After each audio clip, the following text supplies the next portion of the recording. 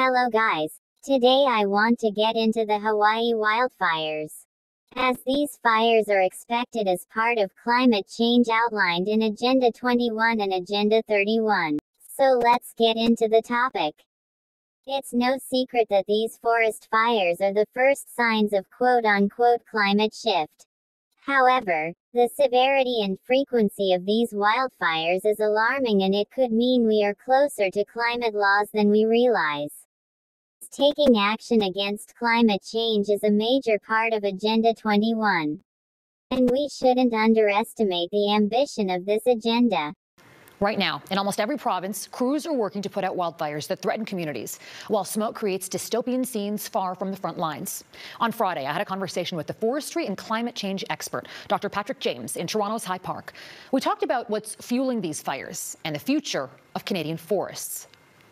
Dr. James, we've had wildfires before, especially in Western Canada, but these fires are hotter. The smoke is going higher into the atmosphere. Is this linked to climate change?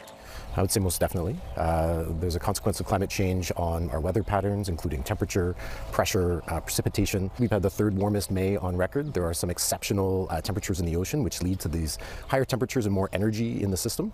And in general, fires are the result of the interactions between fuels, ignitions, and weather. And so we've had these incredibly dry, hot conditions. The fuels are very dry, and then with sources of ignitions from things like thunderstorms, we get that confluence of factors that are resulting in these huge clusters of very damaging fires. It is a spring wildfire season, though, so is that rare to see this during the spring? I mean, I guess most of the provinces in Canada are on fire right now, right? Yeah, it is unusual to have this much fire activity this early in the season. I believe Quebec has exceeded its recent records in area burned, and it's only within June. And this is the consequence of these really warm, dry weeks we've had. In the spring, before the vegetation has leafed out in the forest, there's just very dry conditions. Vegetation holds water. Vegetation on the landscape can temper the effects of a fire, but in the spring, before that happens, these fuels are dry and very, very susceptible to fire. How do we prevent a Slave Lake or Fort McMurray when we're seeing these fires? Right. It's a difficult question.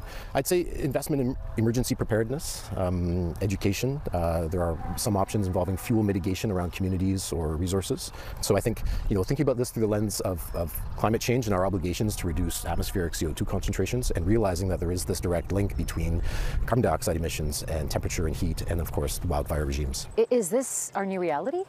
Yeah, I think a lot of people would say so. We continue to have record-breaking years in terms of both fire and weather. And it doesn't seem like it's just a one-off, right? So, seems like an aha moment right now. Well, yeah, I'd say so, and I would hope people would realize that this is the new norm. These extremes are the new normal. If we were to just have one extreme year every once in a while, we could attribute that to variation, natural variation and chance. But to break records year after year after year, I believe speaks quite loudly. And I think we need to brace ourselves for more extreme fire weather, mega fires than fewer. When we look at these plants and this vegetation, I mean, it has been here for eons. What are the long-term effects of these type of wildfires? Yeah, and I think that's a really interesting question. The trees, the forest, they have an evolutionary history of dealing with fire. And so a really interesting question is, are these fires happening in such a way with such a severity that they may exceed the capacity of these systems to recover? And so are we going to see expected regeneration trajectories? Are we going to see wildlife able to respond to these? And so, I mean, this is this link between climate change and disturbances, wildlife, forest regeneration, this sort of complexity that we try to address, and it's not a simple answer. All right, Dr. Patrick James, thanks so much for sharing your expertise with us. Thank you very much. Now, as you all can tell by that news clip, all the fires occurring around the world are being linked to climate change, and how essentially the earth is heating up, and how there's an excess of CO2 in the atmosphere. And this is a lot of stuff I've been talking about since 2022.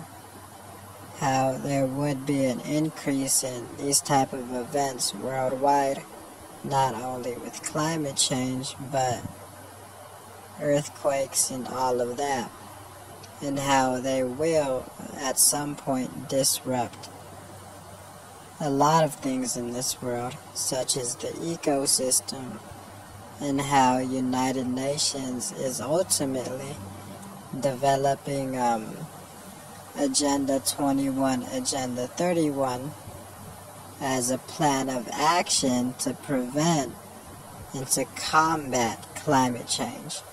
So essentially, if the climate change gets worse, food scarcity could become a problem. That's why ending world hunger is an interweaved and interconnected goal.